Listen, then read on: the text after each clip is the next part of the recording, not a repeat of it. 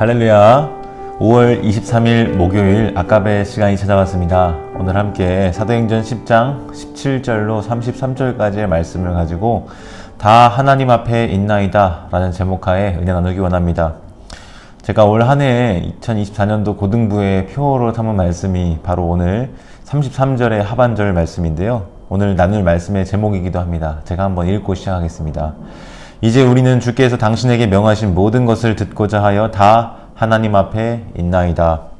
이 시간 말씀을 나누는 가운데 우리 듣는 모두가 하나님 앞에 서 있다라는 의식으로 함께 집중해서 말씀을 살펴봤으면 좋겠습니다. 사도행전 9장은 사울의 환상이 나타나고요. 또 사도행전 10장은 고넬료의 환상이 나타납니다. 그런데 여러분 독특한 것은요. 이 9장과 10장에 이중 환상이 두 차례 반복적으로 나타나는 것을 볼 수 있습니다. 이것을 더블 비전이라고도 하는데요. 사울에게 환상이 임했을 때는 어땠습니까? 또 다른 제자 아나니아에게도 주께서 나타나셔서 어떻게 할지를 일러주셨습니다. 그런가 하면 고넬료에게 나타나신 주님은 또한 동시에 베드로에게도 나타나셨습니다. 누가의 이와 같은 기술 방식이 참 독특하지 않습니까? 그런데 여러분 이것은요. 하나님의 섭리와 또 하나님의 주권 또 하나님의 일하심을 단적으로 보여주고 있는 것입니다. 비록 우리는 자신이 서 있는 자리에서 그 관점으로밖에 세상을 바라볼 수 없지만 우리 주님은 그보다 훨씬 더 큰 관점에서 거시적으로 그 모든 등장인물들의 삶을 조정하시고 주의 뜻대로 경영하시는 크신 하나님이심을 알 수 있습니다. 그렇게 크신 하나님이심을 고려하면서 또 다스리시는 주님을 고려하면서 오늘 본문을 살펴볼 필요가 있겠는데요. 앞서 본문에서 베드로는 세 차례에 걸쳐서 환상을 보았습니다. 어떤 환상이었습니까? 레위기 11장의 말씀에 따라서 비추어 볼 때 부정한 짐승들로 분류되는 그러한 우글우글한 보자기를 보았습니다. 그것이 하늘로부터 내려오더니 소리가 있어서 그것을 잡아먹으라 라고 했죠. 베드로는 유대인으로서 삶의 관습을 따라서 어려서부터 나면서부터 한 번도 그런 부정한 음식을 먹어본 일이 없다라고 말하면서 먹지 못하겠다. 그렇게 하지 못하겠다라고 대답했습니다. 그러나 주님은 그러한 경계를 세 차례에 걸쳐서 허무시게 되는데요. 그래서 15절에 나타나는 바와 같이 하나님께서 깨끗하게 하신 것을 네가 속되다 하지 말라라고 말씀하시는 것입니다. 하나님이 깨끗하다 하시면 깨끗한 것입니다. 하나님이 말씀하시면 순종해야 하는 것이 우리들의 자세인 것이죠. 그러나 여러분 어쩌면 우리는 우리의 고정관념과 관습을 그 하나님의 말씀보다 더 앞세울 때가 많은 것 같습니다. 이성이나 상식이 중요하죠. 그러나 그것이 하나님의 말씀보다 앞설 수는 없습니다. 그것이 무시되어서는 안 될 일입니다. 그러나 특정한 순간에 그것이 하나님의 말씀보다 앞에 혹은 위에 놓일 때가 많은 것을 우리는 종종 보게 되는 것이죠. 성경 말씀을 보더라도 어디에서는 이렇게 말하는데 또 어떤 곳에서는 그와 반대되거나 상충되는 것처럼 보이는 말씀이 종종 우리의 눈에 들어오곤 합니다. 그런데 여러분 우리는 그때 과연 무엇이 더 중요한지를 과연 무엇이 그 상황에 적법한 상위의 법인지를 헷갈리게 되곤 하는 거죠. 17장에 나타나는 베드로의 반응도 그와 같습니다. 베드로가 본 바 환상이 무슨 뜻인지 속으로 의아해 했다라고 합니다. 왜 의아해 했을까요? 여기에 쓰인 헬라어 단어는요. 누가 행전에서만 총 5번 쓰입니다. 다른 어떤 본문에서도 쓰이지 않는데요. 이를테면 세례 요한의 죽음 이후에 예수님이 행하시는 기적과 놀라운 일들에 대한 소문을 듣고 헤롯이 심히 당황했습니다. 그 당황했다라고 하는 표현이 이 의아하다라는 것과 같은 표현인데요. 그런가 하면 누가복음 24장 4절 말씀에 안식 후 첫날에 예수님의 시신의 향품을 바르기 위해서 여인들이 무덤을 찾아왔는데 시신이 보이지 않는 겁니다. 그래서 어떻게 했습니까? 근심하였다라고 합니다. 이것도 이 베드로가 보인 반응과 마찬가지의 동사이고요.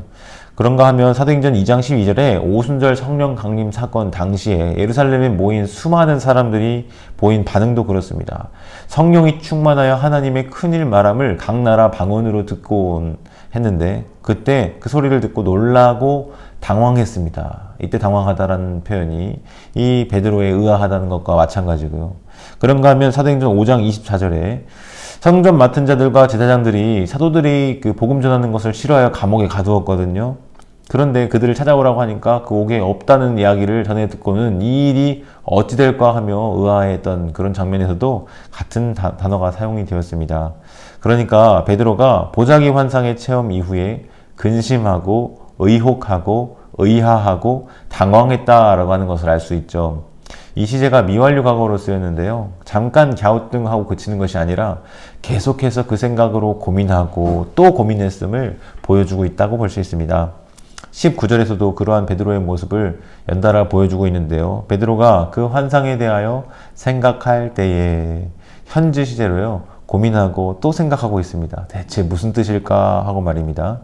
이것은 성령으로 충만하게 되어서 놀라운 복음 전도와 또 증언의 사역을 감당한 이 베드로에게 있어서도 이해하기 어려운 일이었다는 것을 알 수 있죠. 그런데 때마침 고넬료가 보낸 사람들이 이 시몬이 묵고 있는 집으로 찾아왔습니다. 그래서 골똘히 고민하고 있는 베드로에게 성령이 이렇게 말씀하십니다. 19절 20절인데요. 두 사람이 너를 찾으니 일어나 내려가 의심하지 말고 함께 가라.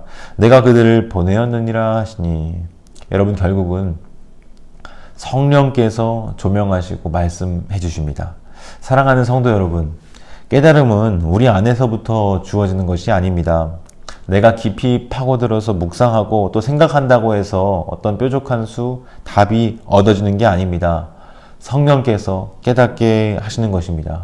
그분의 뜻을 밝히 드러내 보이시는 것입니다.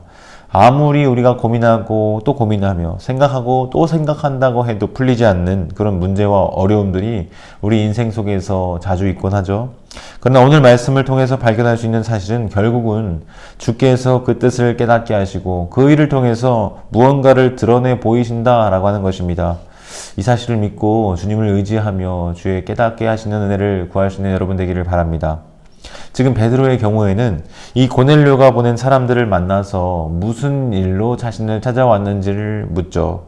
그러자 그 사람들이 자신을 보낸 사람인 백부장 고넬료에 대해서 이렇게 소개합니다. 22절 말씀을 보시면 백부장 고넬료는 의인이요 하나님을 경외하는 사람이라 유대 온 족속이 칭찬하더니 그가 거룩한 천사의 지시를 받아 당신을 그 집으로 청하여 말을 들으려 하느니라 한데 베드로는 성령께서 귀뜸해 주신 내용이 있기에 그들을 불러들여 일단 하룻밤을 묵게 합니다.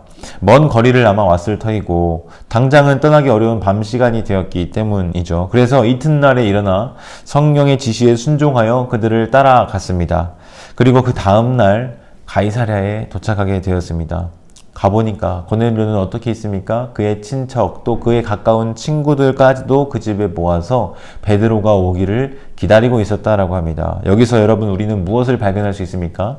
이 이방인 고넬료의 그가 가진 기대와 소망 또 하나님이 보내신 자를 기다리는 자세와 태도를 봅니다. 한 사람을 만나보기 위하여 그를 통해 무언가를 듣기 위하여 이렇게까지 기대하고 기다리며 준비하는 그의 자세와 모습은요 우리가 본받아야 할 그런 자세가 아닌가 생각합니다. 마치 귀빈이 자신의 집에 방문하는 것을 기다리듯이 친척들도 모아가지고 또 심지어 친한 친구들까지도 모아가지고는 기다리고 있습니다. 왜 그렇게 하고 있을까요? 그 사람 자체가 대단해서입니까? 그 뒤에 계시는 하나님이 크신 분이시기 때문입니다.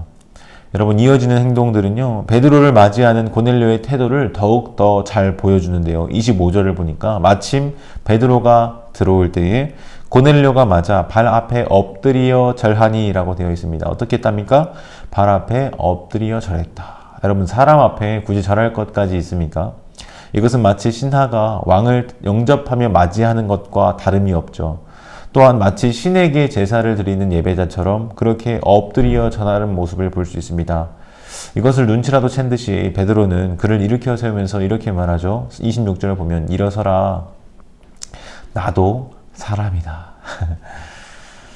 그리고 그와 대화를 나누면서 들어가 보니까 여러 사람이 모여있는 것을 확인하게 되었습니다. 그리고 28절에 이렇게 이야기했습니다. 이르되 유대인으로서 이방인과 교제하며 가까이 하는 것이 위법인 줄을 너희도 알거니와 하나님께서 내게 지시하사 아무도 속되다 하거나 깨끗하지 않다 하지 말라 하시기로.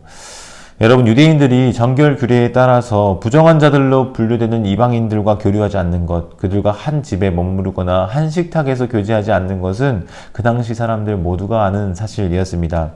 이방인들도 알 만큼 상식적인 내용이었는데요. 그런데 베드로는 하나님께서 자신에게 보이신 환상의 내용, 그 보자기 환상의 내용을 전달하면서 이 만남이 이루어지도록 주선하신 분은 하나님이시다라고 고백합니다. 그래서 자신이 사양하지 않고 이 자리에 왔다라고 말하고 있는 것이죠. 그러면서 무슨 일로 도대체 나를 그 멀리서부터 불러왔느냐라고 질문하는 것입니다. 여기까지만 봐도요, 아직까지는 베드로가 하나님의 깊은 뜻과 섭리를 다 이해하지 못한 것으로 보입니다. 그러나 고넬료의 이 말을 듣고는 뭔가 깨달음을 얻게 되는데요. 33절 말씀입니다. 내가 곧 당신에게 사람을 보내었는데 오셨으니 잘하였나이다. 이제 우리는 주께서 당신에게 명하신 모든 것을 듣고자 하여 다 하나님 앞에 있나이다.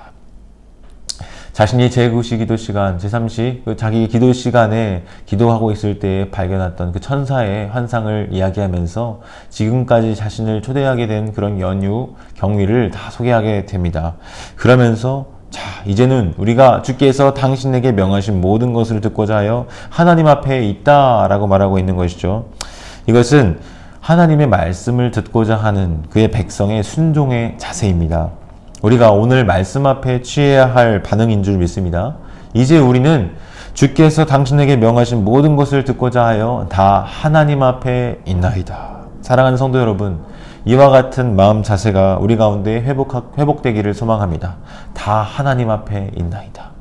하나님의 말씀을 듣고자 사모하는 이 마음, 또 보이지 아니하시는 하나님께서 지금 이 너머에 계시며 살아 역사하신다는 그 믿음, 날마다 하나님 앞에서 또 코람 네오의 믿음과 신앙으로 다 하나님 앞에 서 있음을 의식하며 살아가는 그와 같은 삶의 고백이 우리의 마음 가운데에 이어지게 되기를 소망합니다. 그래서 단지 귀로 그 말을 들을 뿐만 아니라 우리의 마음을 다한 삶의 순종으로 뒤따르는 참된 들음이 우리 모든 성도들의 삶 가운데 회복하게 되기를, 또 이루어지게 되기를 바랍니다. 함께 기도하겠습니다. 하나님, 오늘 우리가 이 아갑의 말씀을 통하여 사도행전의 그 베드로와 고넬료의 만남 이야기를 살펴보았습니다. 이 속에서 하나님이 우리에게 전달하시는 메시지가 있는데, 우리가 단지 사람의 말로 받지 않게 하시고 하나님 앞에 있음, 그 코람데오의 신전 의식을 가지고 살아가는 인생들 되게 도와주옵소서. 오늘 들은 말씀 가운데에 특별히 하나님께서 거시적인 관점에서 한 인물을 이끌어 가시고 주님의 뜻을 이루어 가시는 그 계획을 볼 때 우리의 삶 가운데도 그와 같이 간섭하시며 역사하시는 그 섭리의 하나님을 신뢰하오니 주여 우리의 삶 가운데 일하시고 나타내 보여 주시옵소서. 함께 하실 것을 믿고 의지하오며 예수님의 이름으로 기도합니다. 아멘. 오늘 이 하루도 하나님 앞에서 살아가는 우리 모든 성도님들 되시기 바랍니다.